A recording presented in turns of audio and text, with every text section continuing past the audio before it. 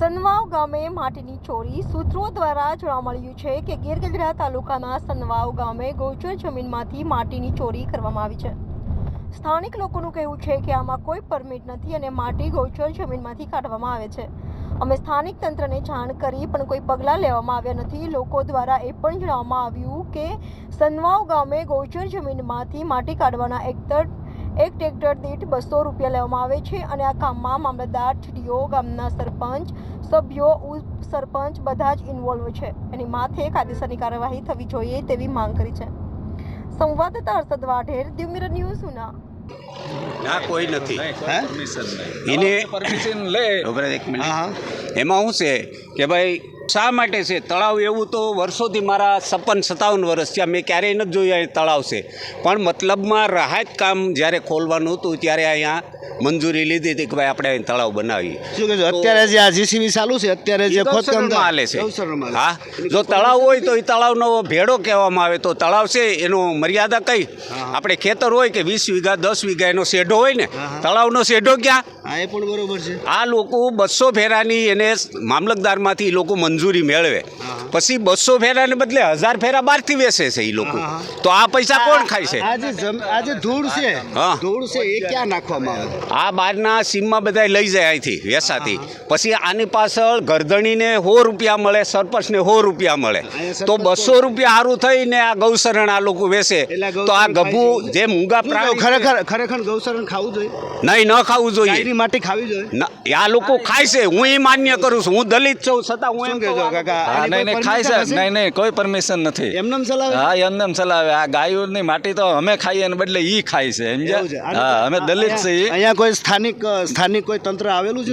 નહીં આવીને વૈયા જાય જોઈને, બરોબર, એને તોડ પાણી દઈ દેતા હોય એટલે વૈયા જાય। આ લોકો પૈસા આપીને બધા કામગીરી કરે, બધાના ખિસ્સા ભરાય છે અહીંયા, બધાના મામલતદાર, સરપંચ આવે। ક્યાંના સરપંચ? સરપંચ સનવાવ ગામના સરપંચ ગીગાભાઈ।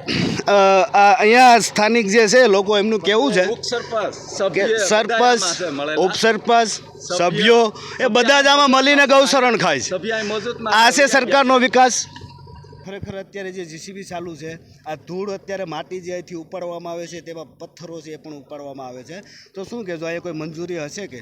ના એવી કોઈ મંજૂરી છે જ નહીં, અને મંજૂરી સરકાર આપે, મારું નામ દેવાભાઈ છે, સરકાર મંજૂરી આપે પણ શેની આપે? તળાવની આપે। આ લોકો તળાવમાં તો હકાવતા નથી, આ લોકો બહારથી અત્યારે શું કહેજો ખરેખર આપણો વિડીયો ચાલુ છે તો ત્યાં જીસીબી ચાલુ છે, આ લોકોને અત્યારે બિનકાયદેસર ગૌશરણમાં હાલે, એટલે કાયદેસર હું મારી રીતે ગણું ને તો આ બિનકાયદેસર આ લોકો ગુનો કરે છે। ગુનો એટલે કે એક ગૌશરણ છે એ લોકો અત્યારે અમારા ગામમાં ગૌશરણ રહ્યું નથી, બધું ખેડીને વેચી નાખવામાં આવેલું છે। આ 200-300 ગૌશરણ કેટલું ખાઈ ગયા હશે આ લોકો? કમસે કમ મારા ગામની અંદર મને સાંભળે એમ કહીશ કે 1600 એકર ગૌશરણ હતું, અત્યારે 300 એકર પણ નથી। આ જમીન ઉમેશપરાની અંદર આવતી હશે? ના આ સનવાવની જમીન છે, આ સનવાવની જમીન છે। તો આ જે માટી ઉપાડે છે એમાં કેટલાકનો ભાગ હશે?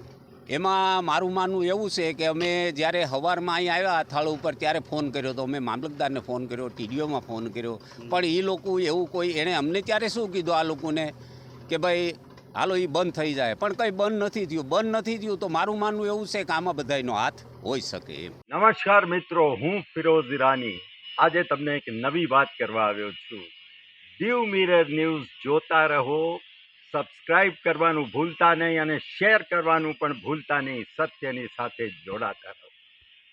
નમસ્તે મિત્રો, હું છું ચાંદની પરમાર। આપની મનપસંદ ચેનલ એટલે કે દીવ મિરર ન્યૂઝ ચેનલને લાઈક કરો, શેર કરો અને ફોલો કરો, અને હા, તેમાં દરરોજ તાજા સમાચાર જોવાનું ભૂલશો નહીં। દીવ મિરર ન્યૂઝ દરરોજ લાઈવ અપડેટ, ગુજરાત રાજ્ય, દેશ દુનિયાના તમામ બ્રેકિંગ સમાચારો નિહાળો દીવ મિરર ન્યૂઝ ચેનલ પર।